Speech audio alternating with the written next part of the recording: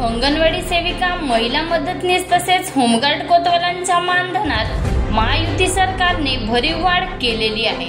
अंगणवाडी सेविकांना 15,000 रुपये तर अंगणवाडी मदतनीसांना 8,000 रुपये मानधन देण्याचा निर्णय सरकारने घेतलेला आहे।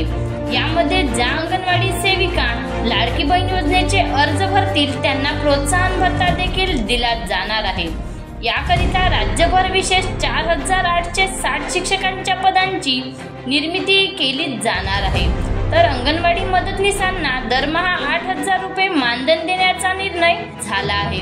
कोतवालांच्या मानधनात वाढ करून त्यांच्याकरिता कल्याणकारी योजना सुरू करण्याचा निर्णय घेण्यात आलेला आहे। त्याशिवाय होमगार्ड किंवा कोतवाल यांचा काम करताना मृत्यू झाल्यास त्यांच्या वारसांना अनुकंपा तत्वावर नियुक्ती देखील देण्यात येणार आहे।